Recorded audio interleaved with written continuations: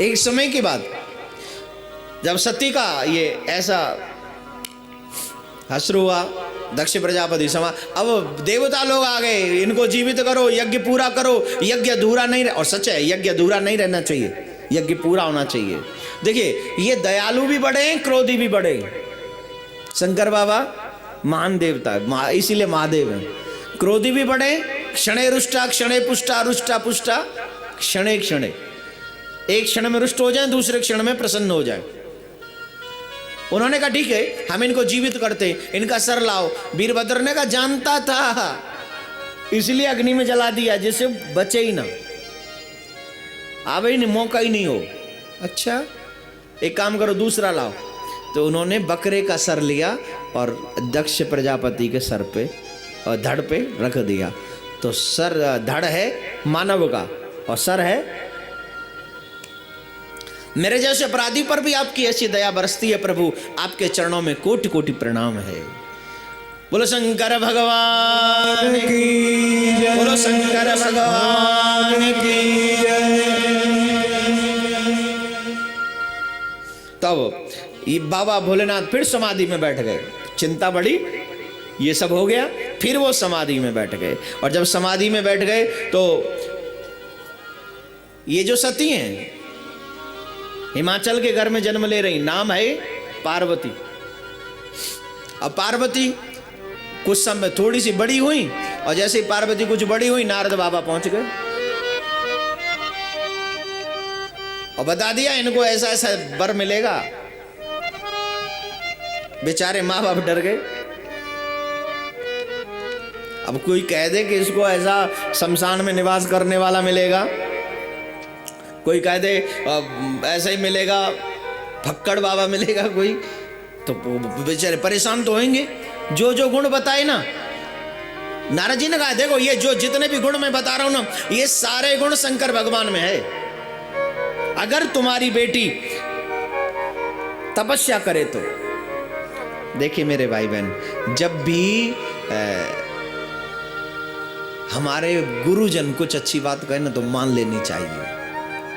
पार्वती ने सुन लिया, पार्वती ने कहा मैं तो शिव को जाए मनाऊंगी, तपस्या करने चली गई। और तपस्या कर रही हैं माँ पार्वती, शिव को मनाने की कोशिश। और उधर में जब बहुत बहुत समाज उनका तपस्या बढ़ रहा है, उनका दिन पे दिन बढ़ रहा है तपस्या। तब एक दिन मेरे प्रभु वहां प्रकट हुए। मेरे प्रभु कहते हैं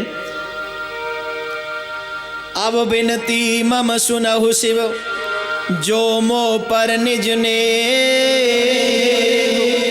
जाए विवाह शैल जही, यह मोहि मांगे देव। राम भगवान प्रकट हुए, शिव जी को कहा आप अगर मुझसे थोड़ा भी प्रेम करते हो ना, थोड़ा सा भी, तो मैं आज आपसे कुछ मांगने आया हूं। आप मुझसे मांगे, आप मांगेंगे मुझसे? बिल्कुल, आज मैं मांगने आया हूं। महाराज आप कहिए ना जो चाहे, आप तो आज्ञा करिए ना साहब। अगर मुझसे थोड़ा भी प्रेम करते हो ना तो पार्वती को वरण करो, उनको अपनी अर्धांगिनी बना लो। देखिए हम और आप सब बहुत कहते हैं हम प्रेम करते, हम प्रेम करते, हम प्रेम करते। असल बात यह है हम प्रेम भी नहीं करते किसी से। करते हैं न तो दुनिया से प्रेम करते हैं सच्चा, न दुनिया बनाने वाले से प्रेम करते हैं सच्चा। दोनों ही चक्कर में हम लोग गड़बड़ कर जाते हैं।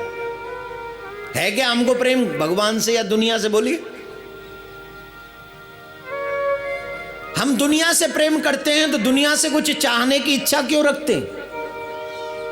अगर सपोज हम अपने माँ से प्यार करें तो उनसे रखते हैं कि जिनका बट जो है वो सब मुझे दे दे, बड़े भाई को न दे जाए।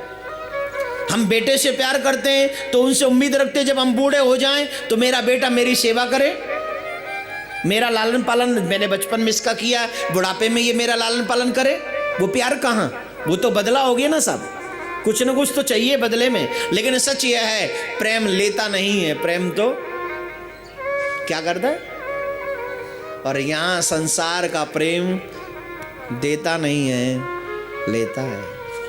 जिसे भी पूछ लो वो सब लेने को तैयार है, देने को कोई तैयार नहीं। राधे राधे बोलना पड़ेगा, राधे जोर से बोलना पड़ेगा, राधे राधे। जिसे भी देखो वो लेने को तैयार, देगा नहीं कुछ भी। प्रेम करना है ना तो बाबा भोलेनाथ से सीखो।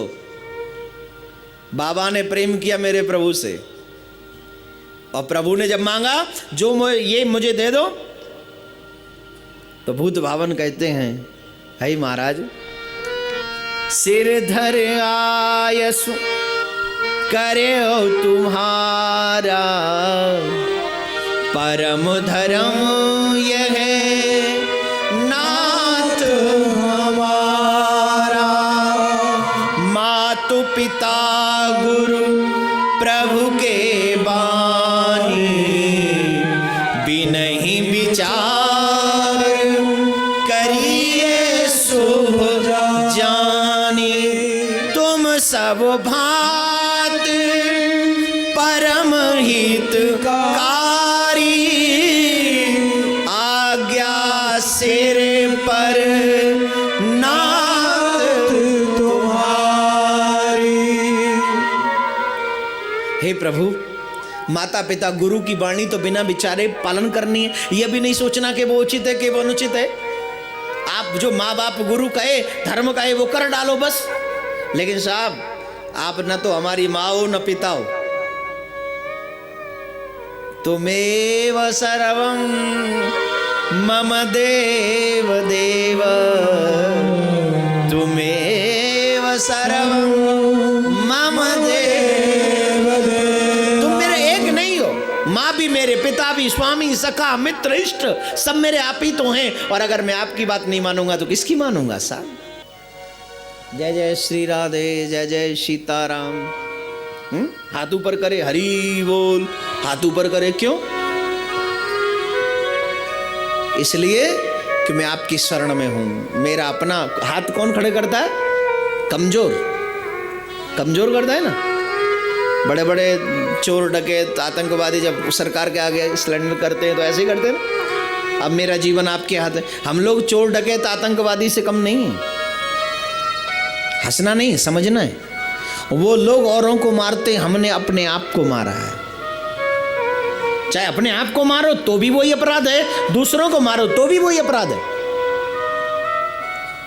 भगवान की कथा में न बैठकर हमने अपने आप को मारा, भगवान का भजन न करके हमने अपने आप को मारा, सत्कर्म न करके हमने अपने आप को मारा है, जीवन को सुमार्ग पर न ले जाकर हमने अपने आप को मारा है, माँ बाप का अपमान करके हमने अपने आप को मारा है, बड़ों का अपमान करके हमने अपने आप को मारा है, दुष्ट बुरे बनकर हमने अपने आप को मारा है मेरे भाई बहन, और छोटों से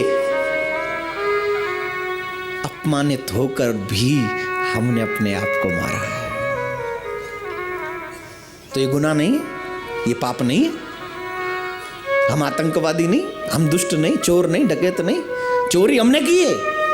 भगवान की माया को हम चाहते हैं। वो पत्नी है नारायण की और हम चाहते हैं हमारे घर में बस जाए। अरे तुम्हारी पत्नी को कोई अपने घर में रखे तो अच्छा लगेगा,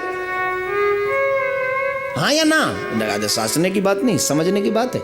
मेरी पत्नी को मेरे सिवा कोई और न देखे, और नारायण की पत्नी को थोड़ा हमको भी दे दो, तेरे दे दो। दे गया था, छोड़ गया था यहाँ पहले, तुझे दे दो। नालायक का छोड़ो कर। अकेली पत्नी मत बुलाओ, पति के साथ बुलाओ। अकेली लक्ष्मी को मत बुलाओ, नारायण के साथ बुलाओ। अपने आप को मत मारो, अपने आप पर जुल्म मत करो रे। अपनी आत्मा को देखो, समझो। तुम्हारी आत्मा तुमसे प्रश्न करती है कि तुम्हें करना क्या है। ये तेरा जीवन 24 घंटा खा कमा कर सोकर व्यर्थ जिंदगी बर्बाद करने का नहीं। तेरे जीवन में कुछ और भी रास्ते हैं, कुछ और भी मकसद हैं। उन रास्तों पर, उन मकसदों पर चलकर देख, तुझे कुछ मिलेगा। बाबा भोलेनाथ कहते जहां नाथ रख लोगे वहीं मैं रहूंगा। ऐसे मैंने तुमसे कहा तुम हाथ उठाओ, इसका मतलब है भगवान के आगे अपने आप को समर्पित कर दो, पूरा सर्वस्व समर्पण कर दो भगवान के आगे। ऐसे अब मेरा मेरा कुछ नहीं, जो कुछ है सो तेरा नहीं तोर, तेरा तुझको सौंपता क्या लागत है मोर। मेरा कुछ नहीं, सब तेरा। मैं निर्बल हूं, तू बलवान है। सुनेरी मैंने निर्बल के बल राम। निर्बल का बल कौन है? राम।